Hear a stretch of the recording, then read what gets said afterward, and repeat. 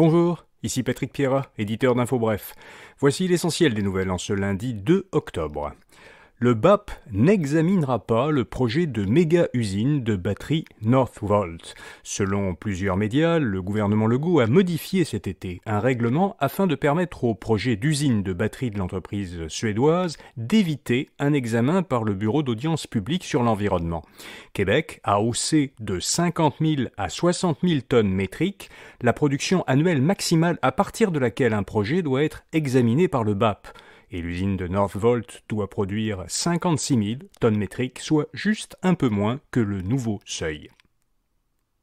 Le gouvernement Legault veut réviser la loi sur l'équilibre budgétaire. Cette loi impose au gouvernement une limite maximale de 5 ans pour ramener son déficit à zéro lorsqu'il a atteint un seuil d'au moins 1 milliard de dollars. Le ministre des Finances, Éric Girard, soutient que ce seuil ne correspond plus à la situation actuelle.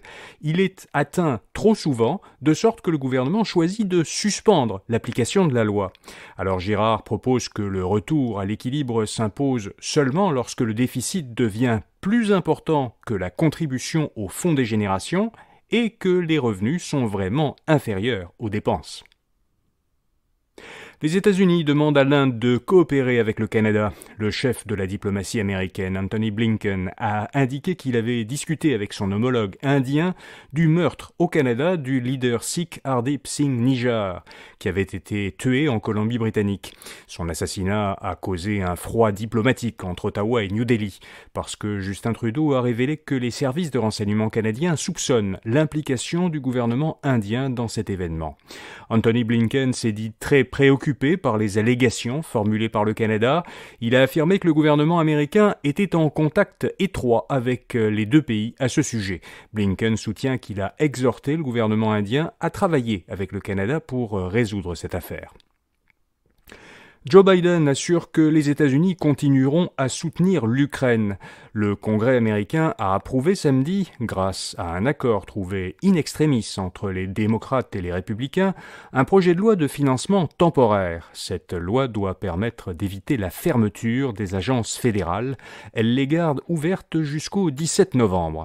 Pour finaliser l'accord, les démocrates ont dû laisser de côté une nouvelle aide financière à l'Ukraine qui était prévue.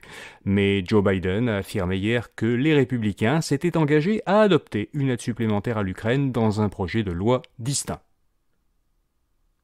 L'entreprise québécoise ayant la plus forte croissance se spécialise dans la soudure, du moins si l'on en croit un classement réalisé par le magazine canadien Report on Business.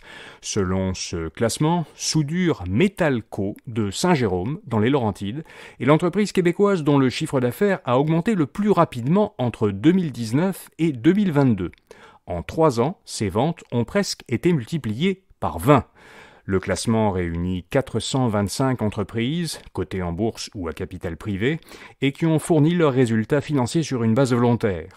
Vous pourrez voir à infobref.com le top 5 québécois et le top 5 canadien, et aussi un lien vers le classement complet. L'entreprise américaine Costco vend depuis peu des lingots d'or d'une once sur son site web.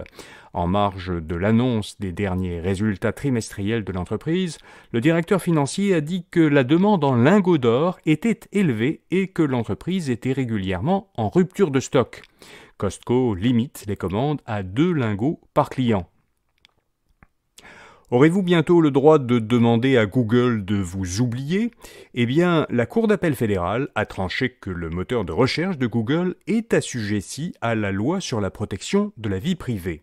Alors, si cette décision de la Cour d'appel n'est pas renversée par la suite par la Cour suprême du Canada, elle pourrait conférer aux Canadiens, dans certaines conditions, un droit d'être oublié par Google.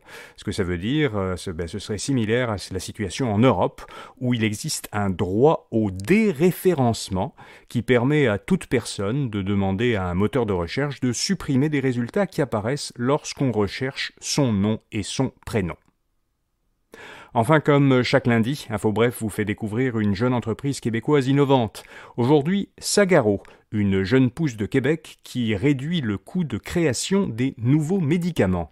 Si un médicament coûte si cher à développer, c'est en bonne partie parce que son développement exige de nombreux essais cliniques.